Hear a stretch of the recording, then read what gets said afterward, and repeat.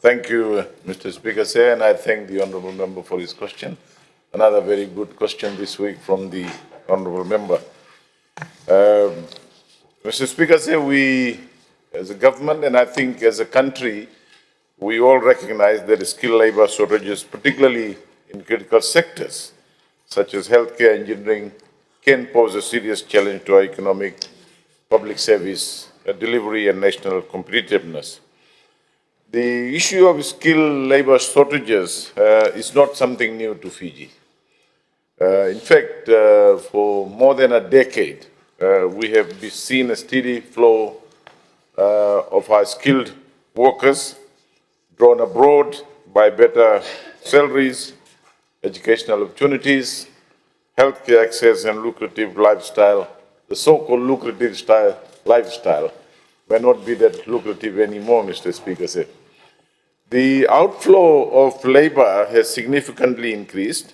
From January 2018 till August 2025, around 114,000 Fijian residents have travelled out of the country for better employment opportunities, supposedly, and immigration, education, and other opportunities, representing about 12% of Fiji's population. And if this trend continues, Mr. Speaker, say, we will face further shortages. But migration, while migration may be one factor, we need to admit that Fiji is also facing demographic challenge with its population growth. And this is because of several factors. Significant decline, for example, Mr. Speaker, say, in fertility and birth rates over the past decades. According to the World Bank estimates, the TFR, the total fertility rate, Mr. Speaker, say, in 2023 stands at approximately 2.3 births per woman.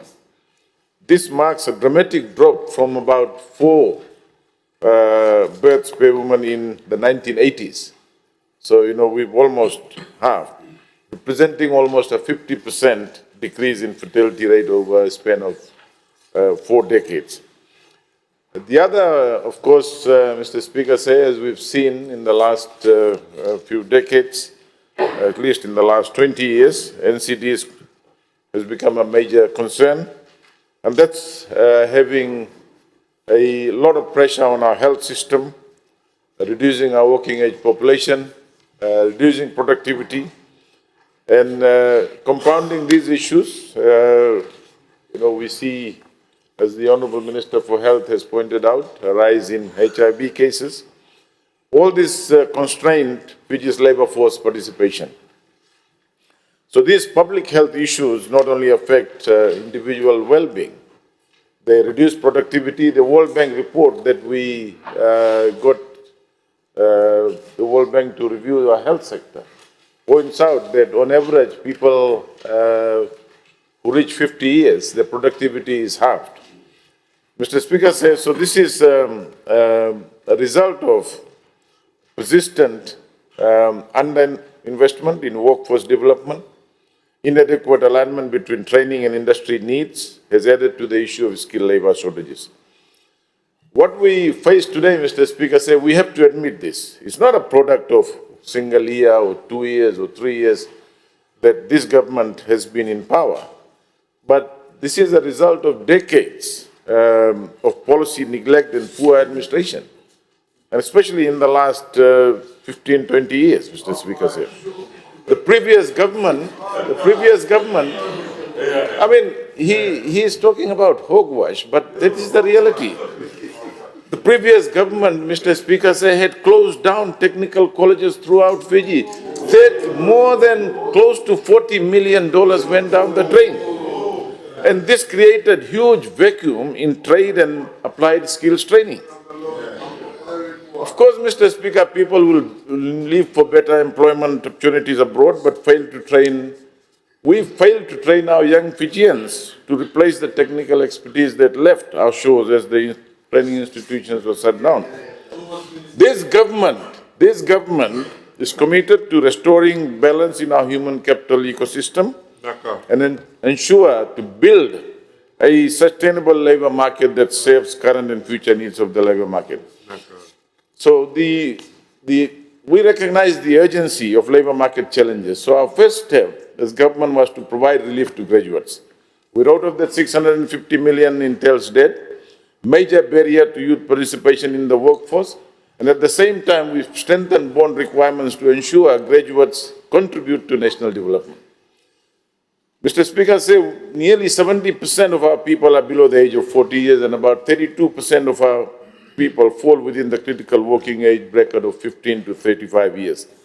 And therefore, we are putting a lot of priority in investing in these people and making sure that they are equipped with the right skills, knowledge, and opportunities which leverage Fiji's development vision.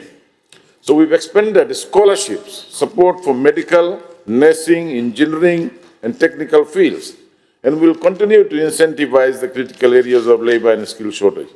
We've reopened, Mr. Speaker, 29 vocational school and expanded apprenticeship programs. These reforms are designed to address long-standing skill shortage in critical sectors. Government, with a new scholarship scheme, merit-based scholarship scheme, we are funding studies for 24,653 students, which includes 11,593 continuing students and 13,000 new students.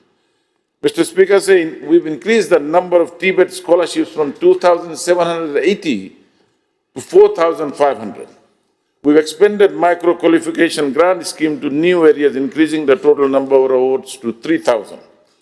Overseas scholarships, we are also looking at providing scholarships, and we have provided already to undertake TVET qualifications in Australia and New Zealand that are not available. Areas such as water and sewerage, manufacturing, nautical science, hydrology, and aviation management.